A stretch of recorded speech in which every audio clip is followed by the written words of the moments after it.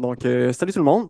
Aujourd'hui, je viens vous parler de comment assurer la pérennité de sa petite ferme maraîchère à travers une mise en marché qui est forte et résiliente. Fait qu'on va vraiment se pencher sur l'expérience de la Rosace. Donc, pour ceux qui ne connaîtraient pas la Rosace, c'est une ferme maraîchère qui est basée à Saint-Louis, dans les Mascoutins, en Montérégie, donc tout près d'ici. On est en production biologique et diversifiée. On est aussi une ferme de proximité et à échelle humaine qui opère selon le système bio-intensif. Et ça, c'est une quarantaine de cultures environ sur un demi-hectare cultivé. Ça comprend une serre chauffée, des tunnels chenilles et environ 200 planches permanentes de 50 pieds. Je suis copropriétaire, co-gestionnaire et co-créateur de la ferme avec ma partenaire Cynthia qui est avec nous aujourd'hui. Puis la création de la ferme là, vient vraiment d'une volonté de notre part de vouloir changer le système alimentaire en transmettant notre passion de la bonne bouffe et de l'écologie, mais aussi en partageant notre expertise. Puis ben, c'est ça qu'on vient faire aujourd'hui. Puis je voulais aussi prendre un instant pour mentionner là, la part de Cyn pour la mise en marché, parce que c'est elle qui en est responsable. Donc même si euh, on travaille tous les deux sur la mise en marché à la ferme, ben, on a checké cette présentation-là de fond en comble ensemble et tout. Donc je voulais prendre le temps de donner les crédits qui sont dus. Donc, la raison pour laquelle je viens vous parler aujourd'hui, c'est qu'on a eu vraiment une super belle croissance cette année.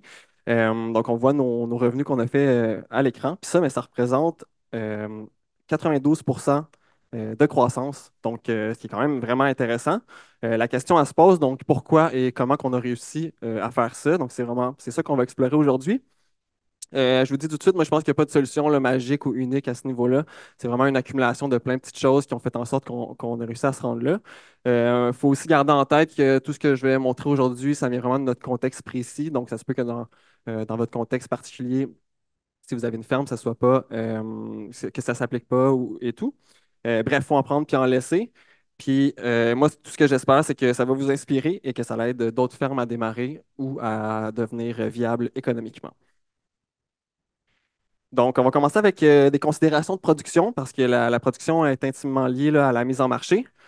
Donc, voici l'équipe qui a assuré la production et la mise en marché de la ferme La Rosace cette année. Donc, on c'est 2 à 4 personnes selon le moment de l'année. Puis, il faut aussi bien réfléchir dans le fond à la main-d'œuvre là, pour qu'elle suive bien la croissance de la ferme pour éviter que les gestionnaires soient épuisés. Donc, le volet de sériculture à la ferme est super important. Euh, ben, en partant, là, parce que c'est un lieu qui permet d'augmenter vraiment de beaucoup nos rendements, mais c'est aussi qu'on peut faire une diversité de légumes, étendre la saison de ces légumes-là, ces légumes qui sont rentables, qui sont populaires, c'est ce qu'on voit ici. Mais aussi, la serre, elle nous permet vraiment de récolter là, de manière constante de la fin mai à la fin octobre. Donc, ça, pour notre mise en marché aussi, c'est vraiment un bel atout. Ça nous a permis de générer environ 40 de nos ventes annuelles sur seulement 10 de la superficie qui est cultivée à la ferme, donc le reste est en plein champ. Donc, la production sous serre, pour nous, c'est vraiment quelque chose qu'on met très haut dans notre liste de priorités à cause de son potentiel à générer des revenus, mais aussi parce que c'est un lieu qui est très dispendieux par mètre carré. Donc, on veut être sûr d'en retirer le maximum. Et donc, prioriser la serre, pour nous, ça veut dire d'y passer une journée par semaine à l'entretien de culture et de jamais, jamais manquer une semaine. Ça, pour nous, c'est super important. Ensuite, aussi, on fait une gestion qui est très attentive là, du climat et de l'irrigation pour que les rendements soient beaux, que les cultures soient belles. Et ça veut aussi dire pour nous d'améliorer l'espace de production en serre. Donc, cette année, on a investi dans un système de dock pour acheminer de l'air chaud à la base des plants de manière plus uniforme, puis aussi pour ventiler la serre 24 heures sur 24 avec ce système-là. Donc, l'optimisation peut se faire sous forme d'équipements comme ça, mais ça pourrait être aussi juste simplement en désignant mieux l'espace ou en organisant mieux la fluidité du travail. Sinon, plus globalement, depuis le départ de la ferme, là, on a aussi investi beaucoup de temps et beaucoup d'argent dans la santé du sol parce que ça se traduit automatiquement en plus de rendement et des cultures qui sont plus belles et réussies. Donc, ça, c'est de l'efficacité parce qu'on n'a pas besoin d'avoir plus de superficie pour produire la même quantité de légumes. Et aussi, ça réduit drastiquement le temps de récolte. Quand les cultures sont belles, ça prend beaucoup moins de temps. Et puisque les cultures sont belles, elles sont plus faciles à vendre. Et ensuite, ça crée une notoriété autour de la ferme. Donc, c'est vraiment quelque chose qui est super important pour la mise en marché. Même si les cultures ne sont pas toujours belles au champ, il ne faut pas que ça paraisse au moment de la vente. Donc, on maintient toujours aussi les standards de récolte très élevés. Ça veut dire de récolter toujours à point avec des bons calibres, des légumes qui sont exempts de maladies ou de dommages. On veut aussi que le conditionnement des légumes et la réfrigération se fasse très rapidement pour garder la fraîcheur, que les légumes soient toujours propres, puis que les formats de vente soient abondants et adaptés à son canal de mise en marché. Puis en complément des cultures de serre, on mise aussi beaucoup sur des cultures de champs qui sont rentables. Donc on parle épinards, ravioles, radis, mesclun, roquettes, sucrine et aussi betterave en botte et carottes en botte. On aurait peut-être pu rajouter aussi l'oignon vert et la courgette à ça. Ces cultures-là, qu'est-ce qu'ils ont en commun en fait, c'est que c'est toutes des cultures à haut revenu par jour passées au champ. Et le temps qui est passé au champ est très court aussi, donc on peut faire plusieurs successions dans la même saison. On a aussi toute une longue saisonnalité de récolte, donc ça, c'est super intéressant parce que c'est des cultures aussi qui sont populaires, donc on peut les mettre souvent dans notre offre, et des cultures qui ont un faible coût de production en général. On va quand même faire des cultures qui sont peu rentables ou pas rentables, même dans certains cas. Dans ce temps-là, on va en faire une petite quantité, puis on va la réserver à nos abonnés de panier. Et aussi, pour les cultures qu'on ne fait pas, mais on ne s'empêche pas de bonifier notre offre avec d'autres fermes bio. Pour nous, c'est juste une opportunité de collaborer. On va toujours produire la majorité de ce qu'on fait, mais c'est ça, on ne s'empêche pas d'acheter quelques légumes par-ci par-là et des fruits. Donc voilà, ça c'était pour le côté plus production. Maintenant, on va rentrer plus dans la mise en marché.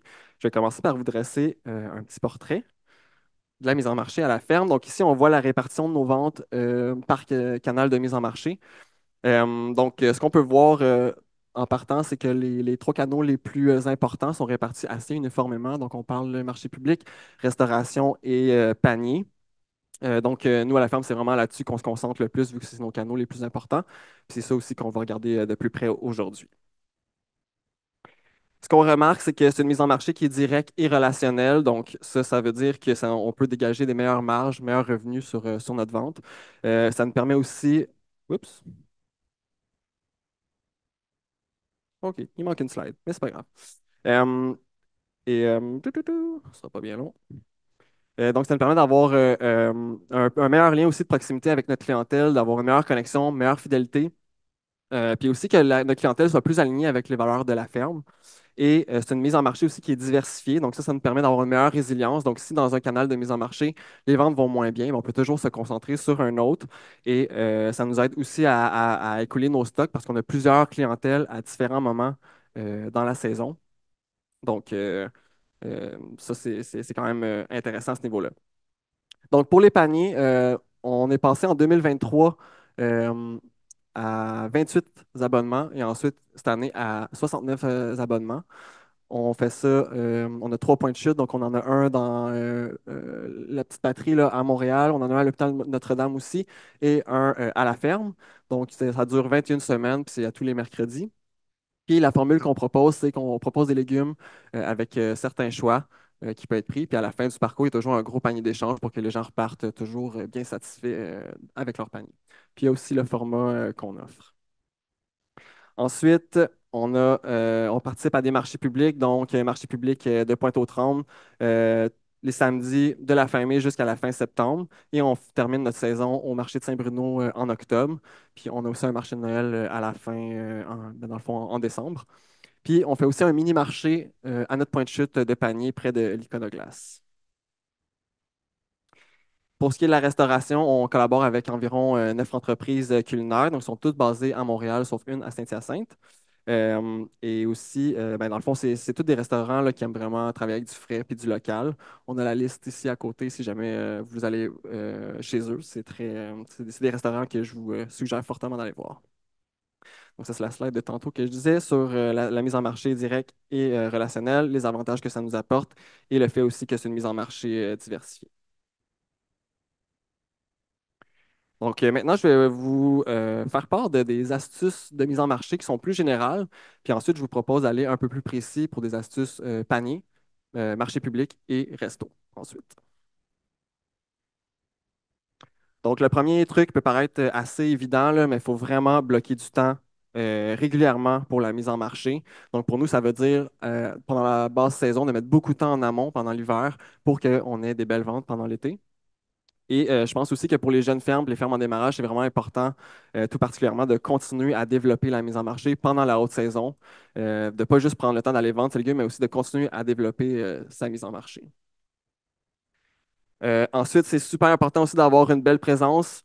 Donc, de chercher les lieux physiques et virtuels aussi où est-ce qu'on peut afficher notre ferme. Il faut vraiment être out there, il faut être partout ce qu'on peut être. Ici, il y a des exemples de où est-ce que nous, on est, où est-ce qu'on on est affiché. Donc, allez-y avec ce qui a du sens pour vos fermes ou vos entreprises, vos intérêts aussi ou la mise en marché que vous avez. Ça va peut-être changer les endroits que vous allez être. Puis ensuite de ça, dans chacun de ces lieux-là, il faut que son image de marque soit toujours présente et cohérente.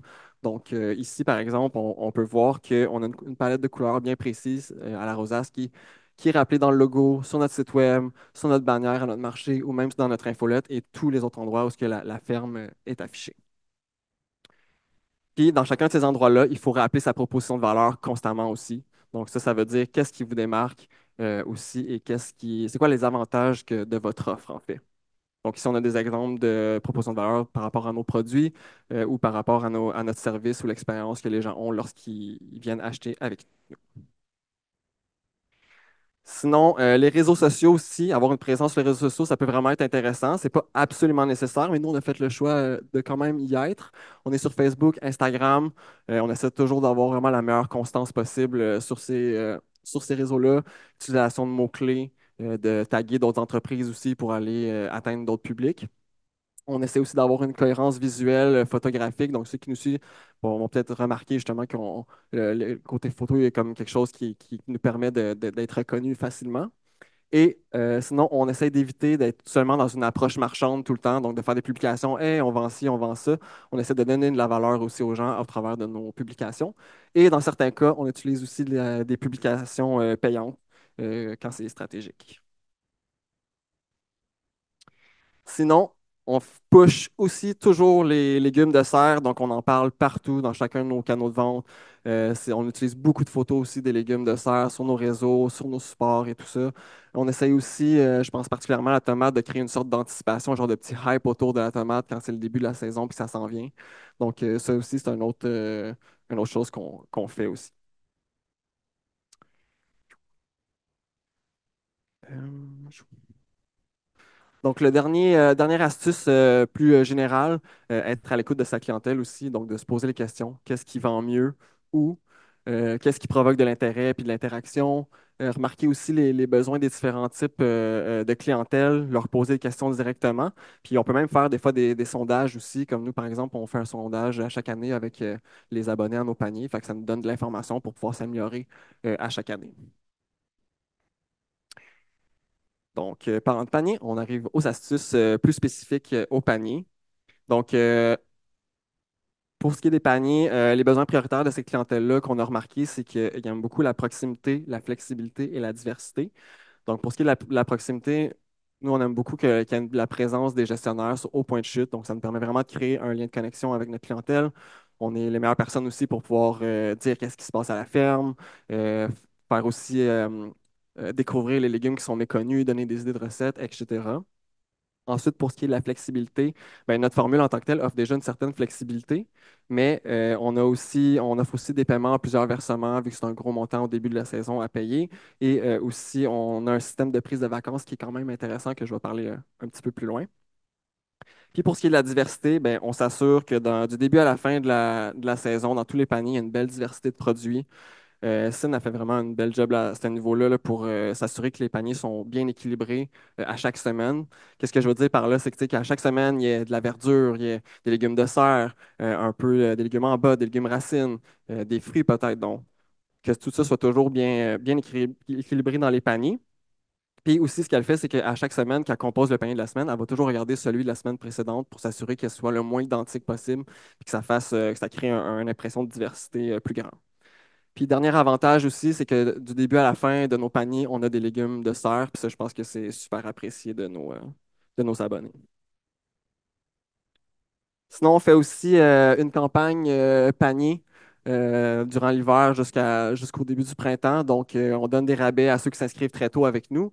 On donne des rabais à ceux qui se réinscrivent aussi avec nous pour garder notre clientèle. On fait aussi partie du réseau des fermiers de famille, donc on est sur leur carte interactive et tout. Ça nous a permis de nous faire connaître par quelques personnes.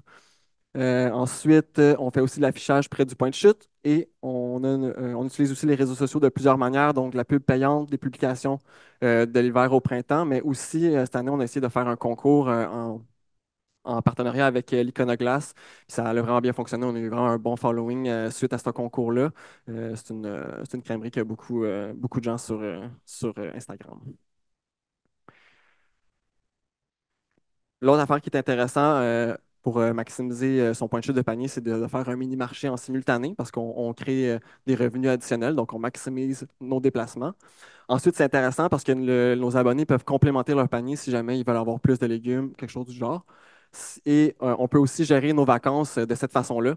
Donc, ce qui arrive, c'est quand que les gens prennent une semaine de vacances, on prend la valeur du panier, on le met sur une carte cadeau, puis qu'ils peuvent dépenser dans notre mini-marché durant toute la saison. Fait que c'est une méthode comme ça qu'on a décidé de faire qui fonctionne bien. Sinon, ça nous permet aussi d'attirer des clients potentiels parce qu'il y a des gens qui vont commencer par tester avec le mini-marché, puis ensuite, ils vont se commettre à l'abonnement plus tard. Quelque chose qu'on a fait de différent qui nous a beaucoup aidé dans nos ventes, là, ça a été de trouver un lieu plus achalandé. Donc, la propriétaire de l'Iconoglace là, a été super fine de nous proposer ce spot-là, puis ça nous a beaucoup aidé. Et dernier truc, avoir un ou une bénévole pour le volet mini-marché. Comme ça, le gestionnaire peut euh, passer du temps plus avec les abonnés puis créer le lien de proximité que je disais tantôt. Donc, voilà pour les paniers. Maintenant, on va passer au marché public. Donc, pour nous, en partant, la première chose, c'est de toujours avoir un bel étal, abondant, diversifié et coloré. Donc, on va toujours piler les légumes très haut. On va aussi toujours faisser l'étal du début à la fin du marché pour être sûr de créer un effet d'abondance. On sait que les gens achètent plus dans ce temps-là. Ensuite, ben, l'étal est toujours diversifié. Donc là, ici, la culture sous serre nous aide beaucoup dès le départ là, des marchés à la fin mai, d'avoir des légumes de serre. Puis on a aussi des techniques d'extension de saison qui nous permettent d'avoir d'autres cultures aussi. Donc, tomates, aubergines, concombres, là, en début de marché comme ça, c'est super intéressant. Sinon, pour que l'étal soit coloré, on fait un effort conscient de disperser les couleurs aussi quand on place nos légumes. On ne met pas tout ce qui est blanc et vert ensemble, donc pour que l'étal reste intéressant tout au long du parcours. Et aussi, la couleur de la brand est toujours présente, donc que ce soit par les nappes orange et rose pâle ou par la bannière et même notre petite caisse d'argent et rose fuchsia. Donc, la couleur est là. Sinon, je vais vous parler un peu aussi de la disposition de notre étal. Dans le fond, on la met toujours en L. Puis ça nous apporte quelques avantages que je trouve intéressant de vous partager. En partant, on maximise notre espace qu'on loue au marché, mais ça nous permet aussi de mieux protéger du soleil et des intempéries les légumes, et non seulement les légumes, mais aussi les personnes. Fait, quand il pleut, les gens ils peuvent venir se réfugier sous notre étal et venir acheter en même temps. Donc ça, c'est super, mais quelque chose qu'on aime beaucoup aussi, c'est que ça augmente le sentiment de proximité avec la clientèle, vu qu'on est du même côté qu'eux de l'étal. Ça crée vraiment un sentiment de proximité parce qu'on peut parler des produits avec eux, on peut leur proposer des choses, on peut les aider à emballer leurs commandes, etc. On dirait qu'on est comme au même niveau qu'eux, puis ça, ben, on adore ça. Et ça nous permet de mieux restocker aussi l'étal. Puis quand que le marché est plus tranquille, ben, on peut s'avancer en avant de la tente pour aller aborder les gens qui passent proche pour les inviter à rentrer sous le kiosque. Puis ça, des fois, ça peut être un enjeu difficile. Puis ça, c'est une manière qu'on a trouvé qui nous aide. D'autres manières de faire ça aussi, c'est de mettre une petite pancarte sandwich en face du kiosque. Donc, comme ça attire un petit peu plus l'attention. Mais surtout, nous, ce qu'on aime beaucoup faire, c'est de mettre toujours les tomates cerises et aubergines au début du parcours parce que ça attire le regard. Les gens trouvent ça magnifique. Tout le monde, ben, tout le monde, la plupart des gens aiment vraiment les tomates aussi. Donc, puis c'est les tomates qui se distinguent aussi de ce qu'on retrouve en supermarché. Donc, souvent, ça va provoquer des réactions et tout. On sait qu'on a plusieurs clients là, qui nous ont découvert à cause qui ont été attirés par ces fameuses tomates. Ensuite, la certification biologique, je pense qu'au marché fermier, c'est quand même intéressant là, d'avoir ça. Ça permet d'aller chercher des meilleurs prix, mais aussi ça efface vraiment toute ambiguïté avec la clientèle. Puis ça, je pense que les gens apprécient ça de savoir que bon, vous êtes bio, on connaît vos pratiques, puis voilà.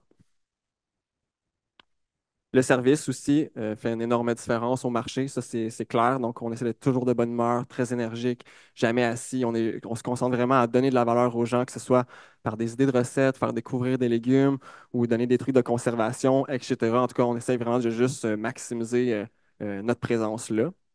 Et aussi, s'il y a des gens, des fois, tu sais, qui vont plus commenter nos prix, tout ça, ben, on reste toujours très respectueux, puis on prend ça plutôt comme une opportunité de rappeler notre proposition de valeur et aussi de leur rappeler tout le travail qu'il y a derrière ce qu'ils voient. On utilise aussi une application de vente Square. Donc, ça, c'est vraiment super, là. Ça nous permet d'enregistrer toutes nos ventes pendant la saison, fait qu'on peut faire des analyses par la suite. Ça nous donne aussi des données en temps réel, donc on voit un peu notre performance pendant qu'on est au marché. On a aussi plusieurs prix, on a des formats de vente différents qu'on peut utiliser. On peut envoyer des factures à la clientèle aussi et même avoir plusieurs modes de paiement, chose qui est rendue très important au marché. Puis sinon, ben, une nouvelle chose qu'on a fait avec les marchés cette année, c'est d'utiliser des cybercartes prépayées. Donc, la manière que ça fonctionne, c'est que les gens ils achètent un montant d'argent. Ensuite, nous, on va le bonifier, donc ils en ont plus pour leur argent. Puis quand ils viennent au marché, ils font juste faire leur commande, ils arrivent, ils nous donnent leur nom, nous, on fait la transaction pour eux, puis on leur montre le solde qu'il y a sur leur carte et that's it. Donc, c'est super simple, c'est super facile comme transaction. En plus, pour nous, ça nous donne des ventes assurées, ça fidélise une clientèle. Puis pour la clientèle, ben ils en ont plus pour l'argent, puis c'est pas compliqué, puis en plus, ça leur permet de soutenir une petite ferme locale. Donc maintenant, on va passer aux astuces de la restauration. Donc, les besoins des entreprises culinaires, nous, on remarque qu'ils aiment beaucoup travailler avec des beaux légumes qui sont frais. Le bio leur importe un peu moins pour ce qui est des restaurants. Ils veulent la constance aussi dans l'œuvre pour que ça suive leur menu. C'est pas tout le temps le cas, mais il y en a plusieurs qui aiment bien ça. Aussi, il faut que la communication soit toujours claire et rapide. Donc, aussitôt qu'il y a un problème ou quelque chose, il faut les informer, habituellement par texto, qui est la méthode de communication privilégiée. Ensuite, il faut s'informer aussi sur leur horaire de réception, puis adapter nos livraisons par rapport à ça. Les restaurateurs détestent lorsqu'on livre pendant une heure de rush, par exemple. Ensuite, vu que les restaurants ont des marges assez minces aussi, ils aiment ça avoir des bons prix. Donc, nous, ce qu'on fait, c'est qu'on donne à peu près un 20 là, de rabais par rapport à notre prix au détail sur surtout les légumes qu'on leur vend. Et finalement, ils aiment aussi avoir certaines accommodations. Donc, ça pourrait, par exemple, être de réserver des légumes de manière hebdomadaire à un client qu'on sait qu'il va prendre ça de manière steady. Donc, ça, il apprécie ça aussi. Sinon, pour obtenir des nouveaux clients, nous, la manière qu'on a fait ça, en fait, c'est vraiment de tendre des perches constamment, que ce soit par les réseaux sociaux, courriel ou par appel, mais aussi de faire aller ses contacts. Donc, si vous avez des personnes qui dans la restauration, c'est sûr que ça va vous aider. Il faut idéalement prendre rendez-vous, puis si possible, apporter des échantillons. Mais ça ne devrait pas vous empêcher, même si vous n'avez pas d'échantillons, de quand même aller de l'avant avec ça.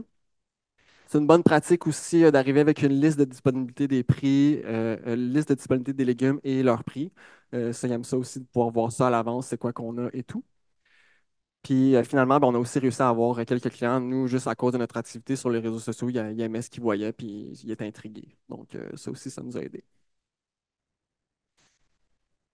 Ensuite, ce qui a augmenté beaucoup nos ventes cette année, ça a été de passer de une livraison par semaine à deux livraisons pour les restos.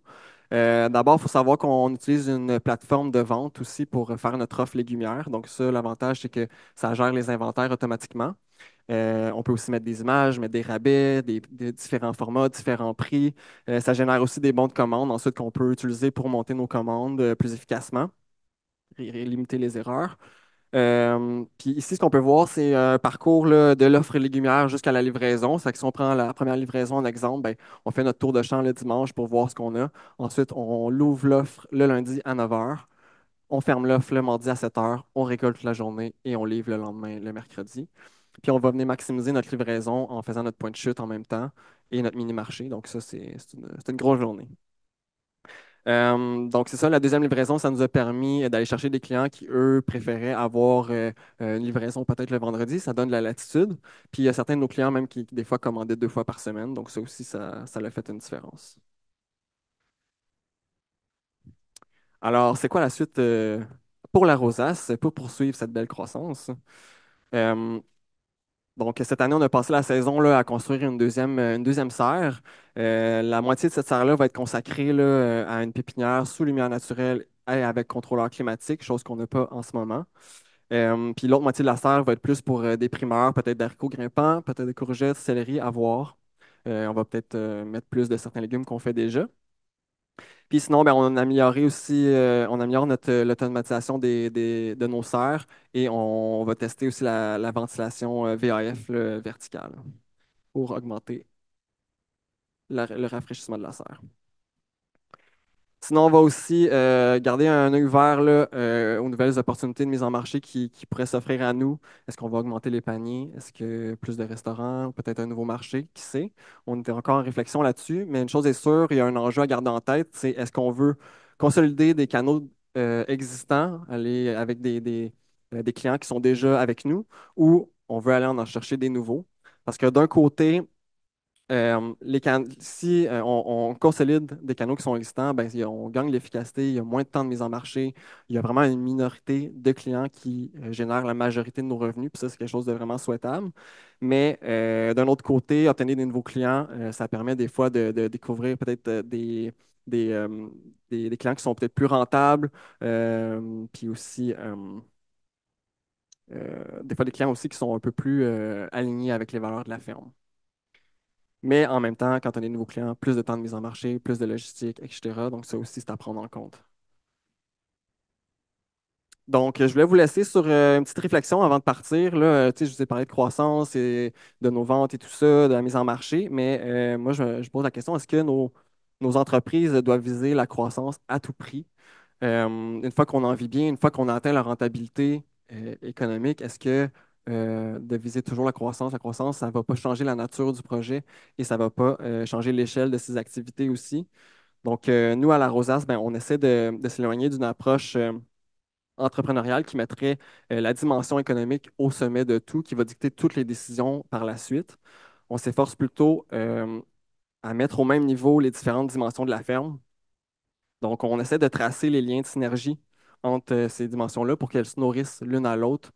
Donc, par exemple, je fais une action pour la santé de mon sol, ben, c'est une action qui est écologique, mais aussi économique parce que ça augmente mes rendements. Puis si je prenais un autre exemple, ben, si on aide une école primaire avec son projet de semis, qu'ensuite on va en classe là, parler d'agriculture, puis qu'on fait une visite à la ferme avec cette école-là, ben, je fais une action sociale par son côté éducatif, mais aussi écologique parce que j'éveille leur conscience à l'agriculture biologique et son importance. Puis par la suite, ces enfants-là vont peut-être parler à leurs parents vont peut-être venir acheter des légumes, donc là, c'est rendu économique aussi. Donc, à la base, la décision peut peut-être peu rentable, mais pour nous, c'était quelque chose qui était très souhaitable au final, parce que ça touchait euh, euh, à beaucoup de dimensions de la ferme. Puis je pense que c'est cette capacité-là à voir la globalité de notre projet qui nous a permis de faire ces ventes-là cette année. Puis c'est aussi une façon pour nous de s'assurer que la ferme soit un reflet de qu'est-ce qui nous pousse à faire ce projet-là, de garder notre passion pour ça. Puis je pense que la clientèle, elle le ressent au final. Donc, peut-être d'autres valeurs qui peuvent orienter les choix et les objectifs d'une entreprise. Ça pourrait être de réduire l'aspect pénible des tâches, par exemple, ou de diminuer le temps de travail nécessaire pour pouvoir faire autre chose de sa vie. Ça pourrait être de créer des espaces de créativité au sein de l'entreprise, de nourrir la dimension écologique, la dimension sociale. Bref, moi, je pense que c'est toutes ces choses-là qui rendent les entreprises plus pertinentes au final. Et avant de quitter, je voulais juste remercier ces groupes et ces organismes-là pour ben, le financement de notre projet qui nous ont aidés là-dedans, de notre serre, de notre nouvelle serre aussi, puis l'organisation aussi de l'événement aujourd'hui. Donc, merci à vous. Donc, si vous voulez nous suivre sur Instagram et Facebook, je pense que c'est quand même le fun de nous suivre. On essaie d'être constamment dessus. Puis aussi, allez vous inscrire à notre infolette sur notre site web. Puis voilà le courriel aussi si jamais vous voulez entrer en contact avec nous, des questions, commentaires, collaborations, encouragements, peu importe, on va prendre le temps de vous répondre. Puis je vais prendre le temps aussi de répondre à vos questions.